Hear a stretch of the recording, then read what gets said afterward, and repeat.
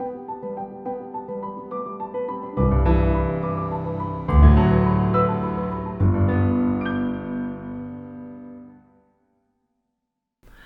my name's Julia Doxat-Purser, and I work for the European Evangelical Alliance as the Socio-Political Representative.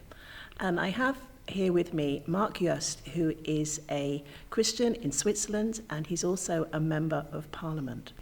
So Marc, tell us your story. Who are you, and what led you to become a Christian Member of Parliament? Thank you, Julia. My name is Marc Jost, as you said, and I worked for 10 years for the Evangelical Alliance in Switzerland as a General Secretary. Before that, I studied theology a long time ago, and that was the moment when I was in a prayer group, and we prayed for economy and politics.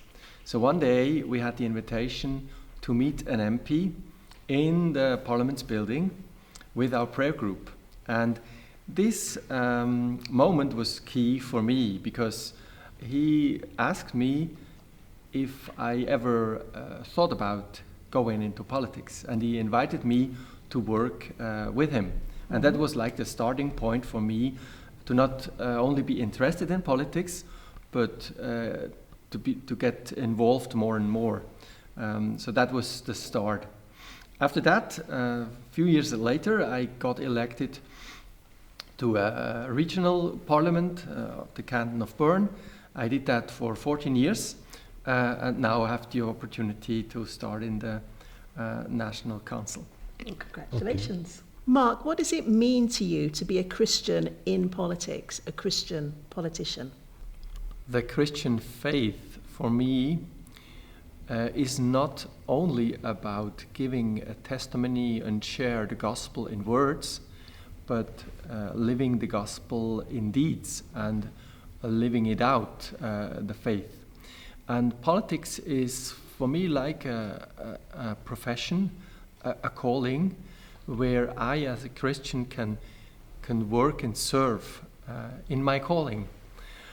So for me, to do it as a Christian means it's the creation of God, where He puts us as human beings, and as Christians, we know the values and the commandments of God, and we try to help with politics to invite the whole society to live these good values of Christian faith and to search, to look for the common good of all the people.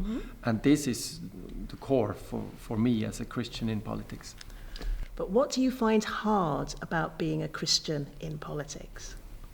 Politics for many Christians still has an ugly or dirty face. It's like, oh, there is so much corruption, a lot of games, but we have to understand that as Christians we are sent to the whole world, to any place, and politics is not much different than other parts of the world where we are working and serving. Yeah. So I encourage and invite the Christians as well to be there and to serve there. Of course, we know that it's only when Jesus returns that He's going to sort out all the problems in this earth. So what sustains your hope? That's a very good question, because I'm often frustrated that some Christians just say, oh, it's not worth what you're doing. I mean, it's all things are getting worse, and it doesn't make sense. But to see our Creator and God giving us the responsibility to build and to reconcile, to build up and to renew already now until He comes back, empowers me and gives me the hope to do politics. And of course, sometimes it's very little steps, and very little steps to see more light and more hope. But for me, it's encouraging to be there and to do it with other Christians in politics. If you are in a group, it's always better. So I encourage young people to do a step into politics. You talked just then about young people. So what would be your advice to a young Christian thinking about getting involved in politics? I was, as I shared, invited by an MP to start and to get involved, and I forced myself to do the same.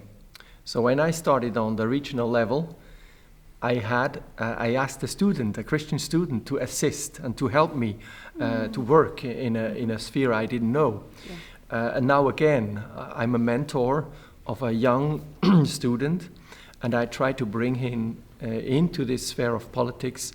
And I think we should encourage every politician, or all the people in politics, the Christian politics, to invite young people and to go along with them. Yeah. It can be 1 or 2 people, that's enough, but let's do it. Yeah, learn from one another. Thank you, Marc, and God bless you in your new chapter in the National Parliament in Switzerland. Thank you so much, Julia.